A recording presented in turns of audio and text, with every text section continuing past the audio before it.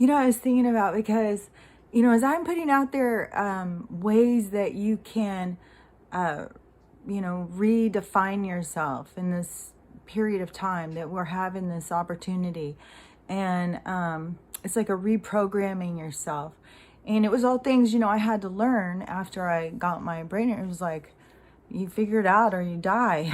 So, I had to figure a lot of stuff out. That's how I did so much healing. It's not like, I don't lower this again. It's not like I'm some super, person. Yeah, I was more connected to the supernatural and the spirit side, but still, I had a lot of stuff to get through. And getting through it has taught me techniques. Oh, I hear my mom so still just shooting hair out everywhere. Getting through, it teaches me techniques that I'm trying to share with other people. But one thing that I think is super important in any of the stuff that we're trying to do, because this is a redefining yourself outside of this, social norms, structural confinement center. Legitimately, that's what it was. I swear, it confined our souls. Nobody could fly free in there, So, but what's important is as you're, understanding and witnessing and beginning to understand what parts of you have these automatic response systems, and then you start just noticing and trying to take your control back, then don't be hard on yourself. It is a difficult thing to do. You got to think about this like you're coming out of a long term. Most people are so affected by their parents, even when they grow up and they go out and make their lives, they're still so affected by their parents.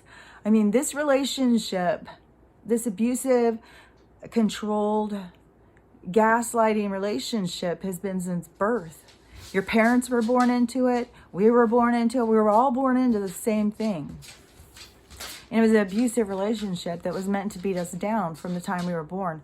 So, don't be hard on yourself when you're just trying to figure it out, and when you catch yourself like, oh my God, I can't believe I did that again, especially when it comes to trying to increase your communication with your guides and stuff, and this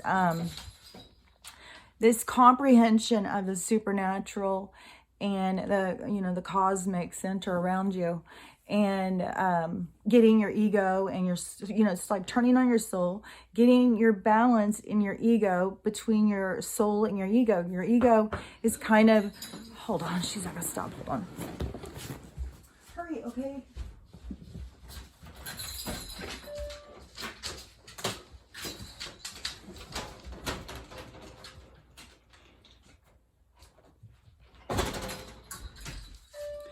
Sorry, I don't know how to pause it or edit that out, so we'll just carry on.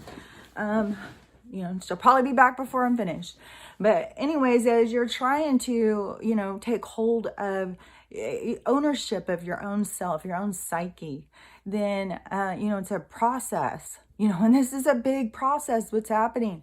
You are healing. A lot of people are healing wounds from past lives. People are healing them from past lives. They just don't know because they're caught up in this life that they can't even consider or understand what all is going on a larger scale, right? So, and the more that you do have awareness, the more you go head first into it, repetitive things that happen over and over in your life, certain relationships with people, all of this stuff, a lot of stuff from our fears and what we focus on has to do with past life trauma. And when you go in and you do these QHHT or whatever different ways you can go into, meeting up with your past lives and seeing things differently, it gives you so much knowledge. It points you in a direction that you didn't even know, you didn't even understand. And it's the whole process is what heals you. So you have all of this stuff going on. Like you're healing, you're trying to face your childhood wounds and, all these different relationships. And you're trying to do all that. At the same time, the whole world is falling apart and we're transitioning into a whole new world. It's being exposed to us, the lies and manipulation and the control over our psyche, the repression of our soul.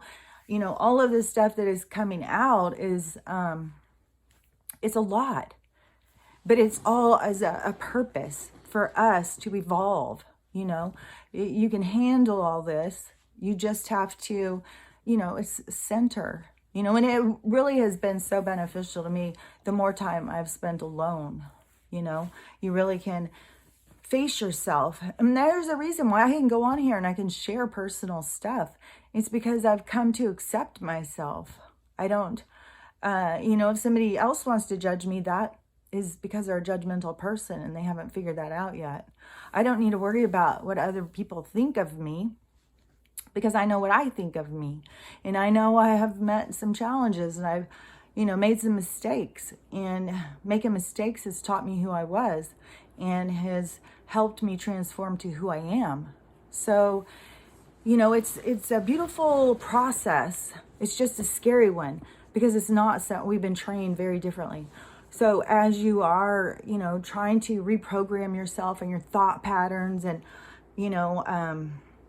identifying this world to be so much more and what your purpose is about and self-discovery and, your whole journey, what you're here to learn about, when you get into touch with all that, but it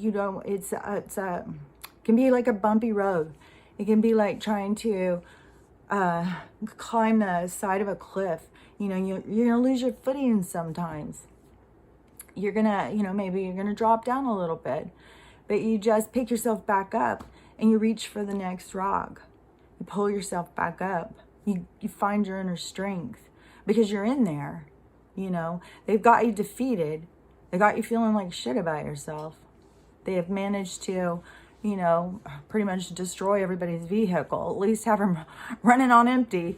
So, but it's up to us to go and figure out, how do I fill this tank back up? Am I low on fluids? What do I need to do for the upkeep of me? And, there's just so much information out there, so much self-care and self-help stuff, and the stuff I even knew internally, I was able to let me be pushed out of what I felt internally because other people labeled me. We got to break free from the labels. We got to freaking be true to ourselves. We got to quit being defined by what others think of us and become true to ourselves and whole in ourselves. And remember, as you're healing and you're reprogramming, remember to always be setting your standard for your best self. Set your standard for your best self. Who are you at your premium, at your optimum? Who are you? And what do you accept? Do you accept somebody calling you names? Do you accept somebody scaring you? Do you accept somebody talking to other people behind your back? Flirting with people? Maybe, using Tinder so they can feel good about themselves. People have gotten themselves into a point of accepting things that are unacceptable. We've let our standards slip. We've all done it. There couldn't have been a bunch of guys going out cheating if the girls weren't fucking letting them. So, we've allowed this for ourselves. And this is our time to pick ourselves back up. Find your best self. Set your standard and say, no more. This is what I accept. And that's why we're having such a huge shift, pulling away from this medical government controlling system. That's the shift. I mean, everybody's focused on their own stuff, and they're going to see the bigger picture. But that's what it's all about, is the shift as conscious beings to see this, to understand our own power, to take our power back. That's our shift. That's our shift into this cosmic, galactic Jetson world that we all desire, because it was in our imprint. It was always going to be a part of our existence. So this is our time. Finally, it's like we're going through the fucking tunnel. We're up ahead is the gate, and your healing gets you through the gate. It's a narrow hole. You can't get through if you're carrying a lot of baggage. Release the baggage. then you float right through. So anyways, just don't be hard on yourself. And, you know, when I'm trying to give ideas to focus, and it's perspective that they give me, that they want me to share, obviously. And it's just to open your mind to look at it a little differently, you know, because this is where we start to grow and expand and become our best selves. And, you know, it's going to be, it's difficult, you know, just like, you know, if you're super out of shape and you start trying to exercise, it's going to be difficult, you know, but you start out small, you know, one freaking sit up, you know, who cares? Then the next day, try for 2. If it takes you 5 days to get to 2, then so be it. Don't be hard on yourself. Don't set your standards by somebody else's. Always stay true to you. What's best for you? That's what you need to focus on. So I'll talk to you later. Bye.